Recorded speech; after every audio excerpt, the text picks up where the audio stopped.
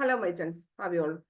നമ്മളിന്ന് ഡിസ്കസ് ചെയ്യാൻ പോകുന്നത് കഴിഞ്ഞ ദിവസം നടന്ന കണ്ണൂർ കൊല്ലം LDC ഓറിയന്റ് ചെയ്തിട്ടുള്ള NCERT കണക്റ്റഡ് പോയിന്റ്സ് ആണ്. കണക്റ്റഡ് പോയിന്റ്സ് എന്ന് പറയുമ്പോൾ ആ ചോദ്യം ഒന്ന് പഠിച്ചു വെച്ചിരിക്കണം, കൂടാതെ അതിന്റെ അപ്പുറവും ഇപ്പുറമുള്ള ഫാക്ട്സ് പഠിക്കുക. ഇതാണ് കണക്റ്റഡ് പോയിന്റ് കൊണ്ട് ഉദ്ദേശിക്കുന്നത്. അപ്പം എല്ലാവർക്കും നമ്മുടെ ക്ലാസ്സിലേക്ക് സ്വാഗതം. ഈ ഒരു പോയിന്റ്സുകളൊക്കെ നമ്മൾ എത്ര വായിച്ചു കഴിഞ്ഞാൽ നമ്മുടെ മനസ്സിലേക്ക് തറയ്ക്കണമെങ്കിൽ ഒരു വ്യക്തി നമ്മൾ ഒന്ന് പറഞ്ഞു തന്നതിന് ശേഷം നിങ്ങൾ PDF വായിച്ചു കഴിഞ്ഞാൽ ഈസി ആയിട്ട് നിങ്ങൾക്ക് അത് കിട്ടുന്നതാണ്. ഭരണഘടനാ നിർമ്മാണ സഭയുമായി ബന്ധപ്പെട്ട് ശരിയായ പ്രസ്താവന ആയത്. ഇത് വളരെ സിമ്പിൾ ആയിട്ടുള്ള ചോദ്യമായിരുന്നു. സഭയിൽ പ്രധാനമായും 9 കമ്മിറ്റികൾ ഉണ്ടായിരുന്നു. നെഹ്റു, പട്ടേൽ, അംബേദ്കർ തുടങ്ങിയവർ ഇതിന്റെ ചെയർമാൻ ആയിരുന്നു. അസംബ്ലിയിലെ മീറ്റിംഗുകൾ പൊതുജനങ്ങൾക്ക് കാണാവുന്ന തരത്തിലായിരുന്നു. ഇതാണ് നമ്മളോട് ചോദിച്ചിരിക്കുന്നത്. അപ്പൊ നമുക്ക് കണ്ടന്റ്സിലേക്ക് ഒന്ന് പോയിട്ട് വരാം.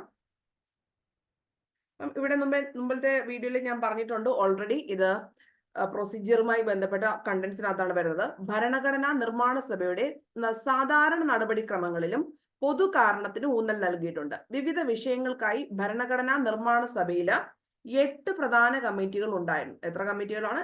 8. ഈ കമ്മിറ്റികളുടെ അധ്യക്ഷ സ്ഥാനം വഹിച്ചത് ജവഹർലാൽ നെഹ്റു, രാജേന്ദ്ര പ്രസാദ്, സർദാർ വല്ലഭായ് പട്ടേൽ, മൗലാന ആസാദ്, BR അംബേദ്കർ തുടങ്ങിയവരായിരുന്നു. അപ്പൊ ആരൊക്കെയാണ് ഈ കമ്മിറ്റികളുടെ അധ്യക്ഷ സ്ഥാനം വഹിച്ചത്?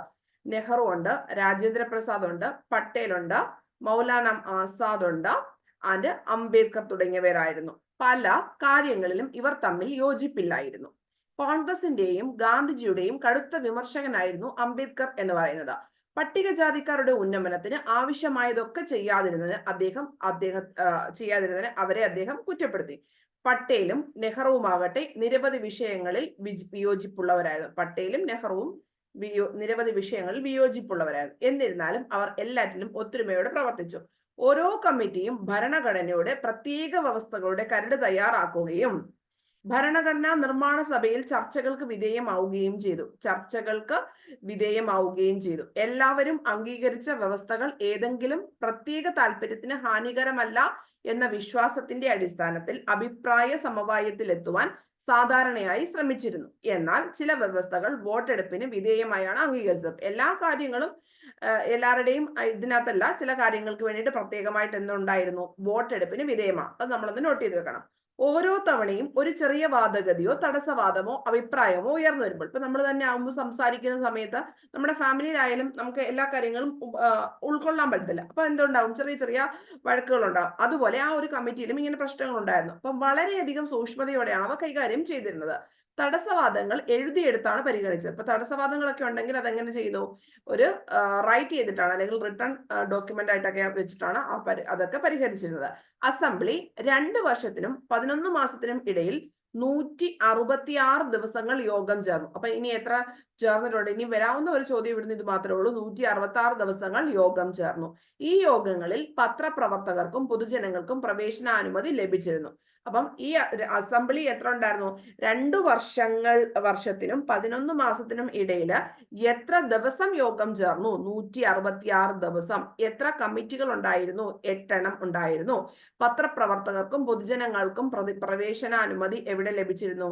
ഈ പറയുന്ന യോഗങ്ങളിൽ ഉണ്ടായിരുന്നു എന്നാണ് പറഞ്ഞിരിക്കുന്നത്. ഇനി നമുക്ക് ആ ചോദ്യത്തിലേക്ക് ഒന്ന് പോയിട്ട് വരാം.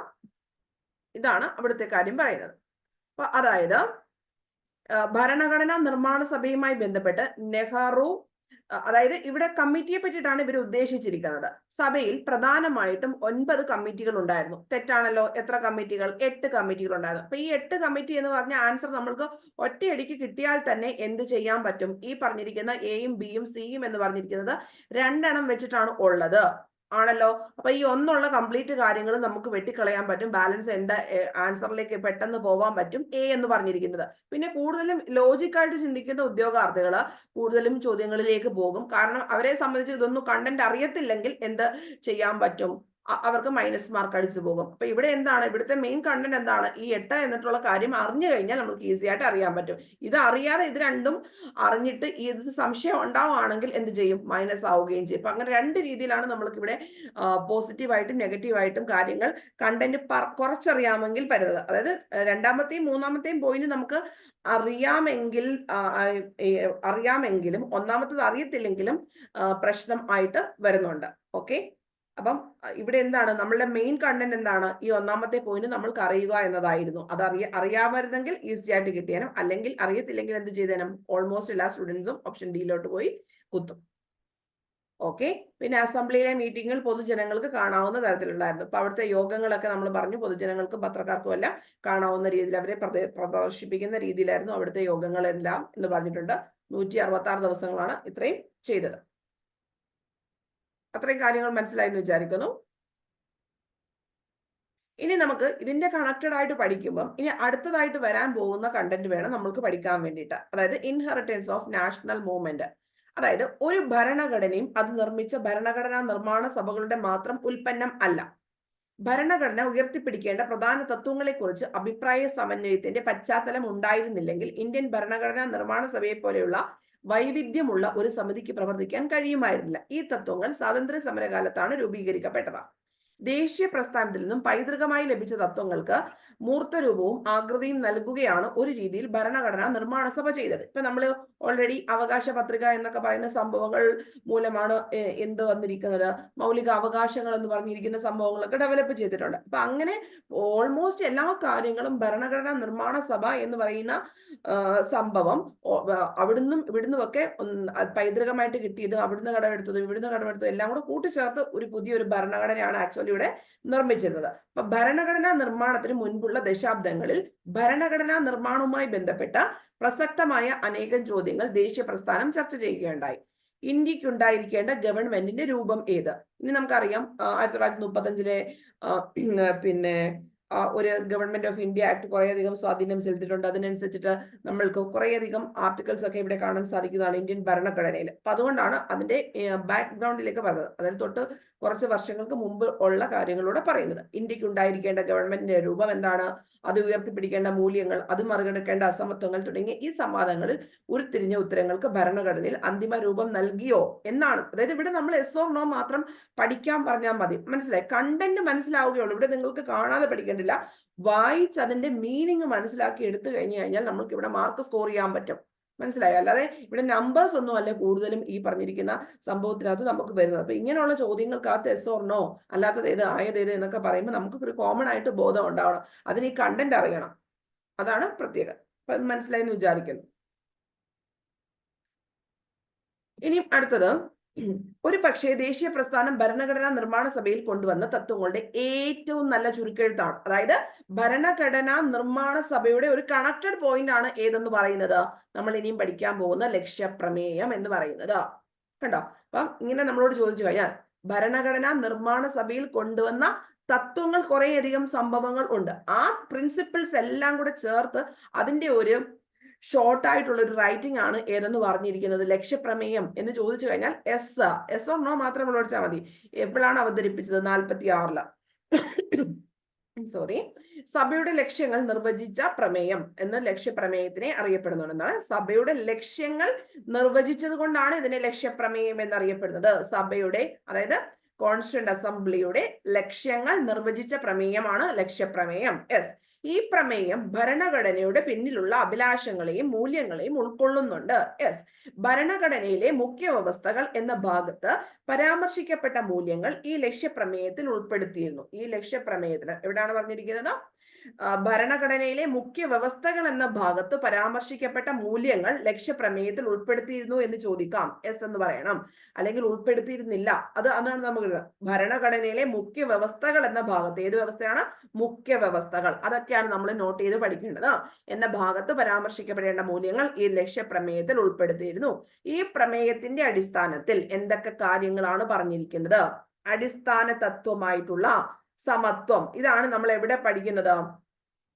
ഈ പിന്നെ നീതി, സ്വാതന്ത്ര്യം, എത്ര തരത്തിലുള്ള സ്വാതന്ത്ര്യം എന്നൊക്കെ പറഞ്ഞിരിക്കുന്ന സംഭവം ആമുഖമായിട്ട് പഠിക്കുന്നുണ്ടല്ലോ. ആമുഖത്തിനെ എത്ര തരത്തിലുള്ള ആ രീതിയിലൊക്കെ പറഞ്ഞു ചോദിച്ചില്ലേ. അപ്പൊ അതിന്റെയൊക്കെ ഒരു ബേസ് ആണ് ഈ പറയുന്നത്. സമത്വം, സ്വാതന്ത്ര്യം, ജനാധിപത്യം, പരമാധികാരം, സാർവലൗകിക സ്വത്വം തുടങ്ങിയ അടിസ്ഥാന തത്വങ്ങൾക്ക് നമ്മുടെ ഭരണഘടന സ്ഥാപനപരമായ രൂപം നൽകി. ഇത്തരത്തിൽ നിയമങ്ങളും നടപടിക്രമങ്ങളും ഇഴപിരിഞ്ഞ കേവലം ഒന്നല്ല ഇന്ത്യൻ ഭരണഘടന, മറിച്ച് ജനങ്ങളുടെ മുൻപാകെ ദേശീയ പ്രസ്ഥാനം ഉയർത്തിപ്പിടിച്ച വിവിധ വാഗ്ദാനങ്ങൾ സാക്ഷാത്കരിക്കാൻ കഴിയുന്ന ഒരു ഗവൺമെന്റിന് രൂപം നൽകുന്ന ധാർമ്മിക ഉത്തരവാദിത്തമാണ്. ഒരു ഉത്തരവാദിത്തമാണോ എന്ന് ചോദിച്ചു കഴിഞ്ഞാൽ യെസ്. ഇപ്പൊ ഇവിടെ നമ്മൾക്ക് പ്രധാനമായിട്ടും എന്താണ് അടിസ്ഥാന തത്വങ്ങൾ എന്ന കാര്യം ഓർത്ത് വെച്ചേക്കണം.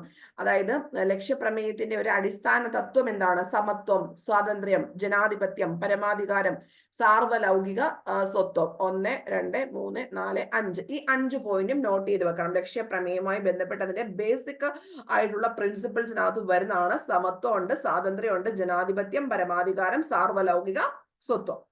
അത്രേ ഉള്ളൂ അവിടെ ഓർത്ത് വെച്ചേക്കേണ്ടത്. ഇനി ഇതിന്റെ പ്രധാനപ്പെട്ട ആശയങ്ങൾ ഇതാണ് നമുക്ക് ഇനി സ്റ്റേറ്റ്മെന്റ് ആയിട്ട് വരാൻ പറ്റുന്നത്. ലക്ഷ്യപ്രമേയം, അതായത് നമ്മൾക്ക് ജസ്റ്റ് ആമുഖം മാത്രം ഇമാജിൻ ചെയ്താൽ മതി. ഇന്ത്യ ഒരു സ്വതന്ത്ര പരമാധികാര റിപ്പബ്ലിക് ആണെന്ന ആമുഖം ലക്ഷ്യപ്രമേയം പറയുന്നുണ്ടോ? യെസ്. ഇന്ത്യ ബ്രിട്ടീഷ് ഇന്ത്യൻ ഭൂപ്രദേശങ്ങളുടെയും ഇന്ത്യയിലെ നാട്ടുരാജ്യങ്ങളുടെയും യൂണിയന്റെ ഭാഗമാകാൻ ആഗ്രഹിക്കുന്ന ബ്രിട്ടീഷ് ഇന്ത്യക്ക് പുറത്തുണ്ടായിരുന്ന മറ്റു ഭാഗങ്ങളുടെയും ഒരു യൂണിയൻ ആയിരിക്കും എന്ന് ലക്ഷ്യപ്രമേയം പറയുന്നുണ്ട്. ഇപ്പൊ ഇത് 46-ലാണ് ഇത് ജസ്റ്റ് അവതരിപ്പിച്ചത്. അപ്പൊ ഇന്ത്യ ബ്രിട്ടീഷ് ഇന്ത്യൻ ഭൂപ്രദേശങ്ങളുടെ ഇപ്പൊ ആ ഒരു ടൈമിൽ എന്തായിരുന്നു? ബ്രിട്ടീഷ് ഇന്ത്യ ആയിരുന്നു. ഇന്ത്യയിലെ നാട്ടുരാജ്യങ്ങളുടെയും ആ ഒരു ടൈമിൽ എന്തുണ്ടായിരുന്നു? നാട്ടുരാജ്യങ്ങൾ ഉണ്ടായിരുന്നു. യൂണിയന്റെ ഭാഗമാകാൻ ആഗ്രഹിക്കുന്ന ബ്രിട്ടീഷ് ഇന്ത്യക്ക് പുറത്തുണ്ടായിരുന്ന മറ്റു ഭാഗങ്ങളും ഒരു യൂണിയൻ ആയിരിക്കും. ഇതെല്ലാം ഒരു യൂണിയൻ ആയിരിക്കും എന്ന് എവിടെ പറഞ്ഞിട്ടുണ്ട്? ലക്ഷ്യപ്രമേയത്തിലെ ഒരു ആശയമായിട്ട് പറഞ്ഞിട്ടുണ്ടോ? ഉണ്ട്. അപ്പൊ എന്തൊക്കെയുണ്ട്? ബ്രിട്ടീഷ് ഇന്ത്യ ഉണ്ട്, നാട്ടുരാജ്യമുണ്ട്. ഇനി യൂണിയന്റെ ഭാഗമാവാൻ ആഗ്രഹിക്കുന്ന ബ്രിട്ടീഷ് ഇന്ത്യക്ക് പുറത്തുണ്ടായിരുന്ന മറ്റു ഭാഗങ്ങളും ഒരു യൂണിയൻ ആയിരിക്കും എന്ന് ലക്ഷ്യപ്രമേയത്തിൽ പ്രധാനമായി പറഞ്ഞിട്ടുണ്ട്. ഇനി യൂണിയനിൽ നിയോഗിക്കപ്പെട്ടതോ നിഷ്പക്ഷമോ ആയിട്ടുള്ള നിക്ഷിപ്തമോ ആയ പ്രദേശങ്ങൾ ഒഴികെ യൂണിയനെ രൂപീകരിക്കുന്ന മുഴുവൻ പ്രദേശങ്ങളും സ്വയം ഭരണ അധികാരമുള്ള യൂണിറ്റുകളായിരിക്കുകയും ഗവൺമെന്റിന്റെയും ഭരണത്തിന്റെയും എല്ലാ അധികാരങ്ങളും ചുമതലകളും നിർവഹിക്കുകയും ചെയ്യും. ഒന്നുകൂടെ വായിക്കാം. നമ്മുടെ യൂണിയൻ, ഇന്ത്യ എന്ന് പറഞ്ഞൊരു യൂണിയൻ ആണ്, യൂണിയൻ ഓഫ് സ്റ്റേറ്റ്സ് ആണെന്നൊക്കെ നമ്മൾ പറഞ്ഞിട്ടുണ്ട്. അപ്പൊ യൂണിയൻ നിയോഗിക്കപ്പെട്ടിട്ടുള്ളതോ നിക്ഷിപ്തമായതോ ആയ, ഒന്നുകിൽ യൂണിയൻ അവിടെ അലോട്ട് ചെയ്തിട്ടുണ്ട്, അല്ലെങ്കിൽ വരും എന്നിട്ടുള്ള രീതിയിലോ ഉള്ള പ്രദേശങ്ങൾ ഒഴികെ യൂണിയനെ രൂപീകരിക്കുന്ന മുഴുവൻ പ്രദേശങ്ങളും എങ്ങനെ ആയിരിക്കും? സ്വയം ഭരണ അധികാരം ഉണ്ടായിരിക്കും. ഈ ഒരു ടേംസ് ഒക്കെ വെച്ചിട്ടാണ് നമുക്ക് പരീക്ഷാ ഹാളിൽ വിഷമം ഉണ്ടാവുന്നത്. സോ ഇത് ഓർത്ത് വെച്ചേക്കണം. സ്വയം ഭരണ അധികാരമുള്ള യൂണിറ്റ് ആയിരിക്കും എന്നിട്ടാണ് ലക്ഷ്യപ്രമേയം പറഞ്ഞിരിക്കുന്നത്. ഗവൺമെന്റിന്റെയും ഭരണത്തിന്റെയും എല്ലാ അധികാരങ്ങളും ചുമതലകളും നിർവഹിക്കുകയും ചെയ്യും. ഗവൺമെന്റിന്റെയും ഭരണത്തിന്റെയും എല്ലാ അധികാരങ്ങളും ചുമതലകളും നിർവഹിക്കുകയും ചെയ്യും. യെസ്. അപ്പൊ ആ ഒരു സെന്റൻസ് ഒന്ന് മനസ്സിലാക്കി വെക്കണം. നമ്മുടെ ഇന്ത്യയിലേക്ക് വരുന്നതോ ഇനി വരാൻ പോകുന്നതോ ആയിട്ടുള്ള പ്രദേശങ്ങളുടെ കംപ്ലീറ്റും സ്വയം ഭരണ അധികാരമുള്ള യൂണിറ്റുകൾ ആയിരിക്കുകയും ഗവൺമെന്റിന്റെയും ഭരണത്തിന്റെയും എല്ലാ അധികാരങ്ങളും ഡ്യൂട്ടീസും എല്ലാം നിർവഹിക്കാൻ ചെയ്യാൻ പറ്റുമെന്ന് ഇവിടെ പറഞ്ഞിട്ടുണ്ട്. ലക്ഷ്യപ്രമേയത്തിലെ ഒരു ആശയമായിരുന്നു.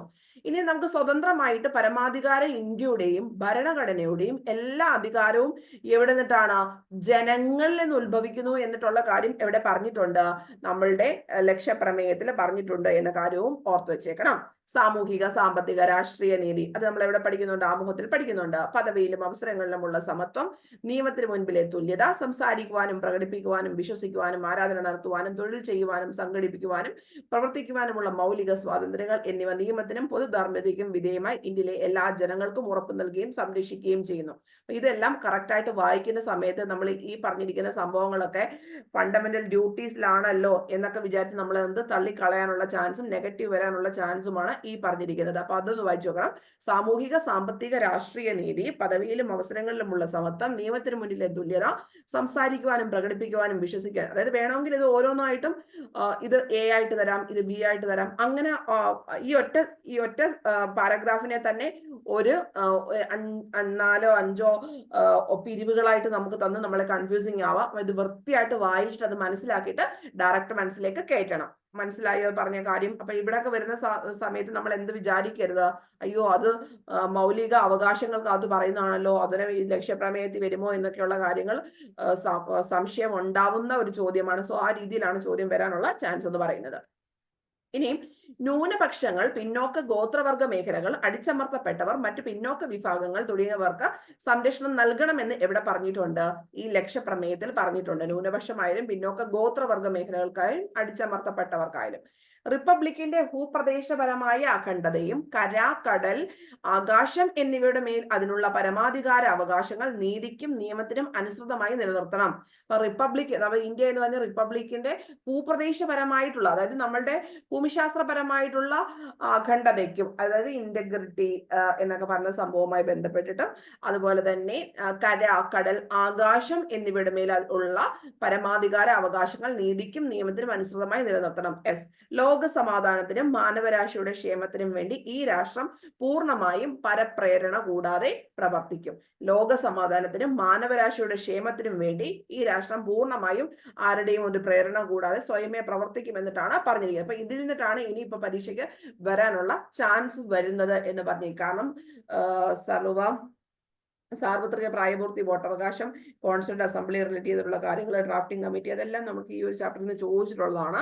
അപ്പം ഈ ഒരു കാര്യങ്ങളുടെ കൃത്യമായിട്ട് പഠിച്ചു വെക്കണം. ഈ ഒരു സംഭവം ഒന്നുകൂടെ നിങ്ങളൊന്ന് എടുത്തു വെച്ച് മനസ്സുകൊണ്ട് വായിച്ചു കഴിഞ്ഞാൽ ഈസി ആയിട്ട് ആ ഒരു ടോപ്പിക് അങ്ങ് കവർ ചെയ്യാൻ പറ്റും. അപ്പം ഇത് നമ്മൾ മുമ്പേ മാർക്ക് ചെയ്ത ഒരു സംഭവമാണ്. അപ്പം നിങ്ങൾക്ക് ഇങ്ങനെയുള്ള ക്ലാസ്സസ് വേണമെങ്കിൽ നിങ്ങൾ എനിക്ക് വീഡിയോയുടെ താഴെ കമന്റ് ചെയ്യാവുന്നതാണ്. നിങ്ങൾക്ക് PDF വേണമെങ്കിൽ, അതായത് നമ്മൾ ഇത് ചെയ്യുന്ന പോയിന്റ്സിന്റെതും അല്ലാത്തതും PDF കൊടുക്കുന്നുണ്ട്. ഏത് LDC തിരുവനന്തപുരം ഖാദി, ഇപ്പം ഈ ചെയ്തതിന്റെയും ഇനി വരാൻ പോകുന്ന LDCയുടെയും കണക്റ്റഡ് ആയിട്ടുള്ള പോയിന്റ്സുകളുടെ PDF കൊടുക്കുന്നുണ്ട്. അപ്പം വേണ്ടവർ 299 ആണ് പ്രൈസ്. ഈ നമ്പറിൽ മെസ്സേജ് ചെയ്താൽ മതി വാട്സാപ്പിൽ. ഓക്കെ, അപ്പൊ എല്ലാവർക്കും all the very best. Thank you.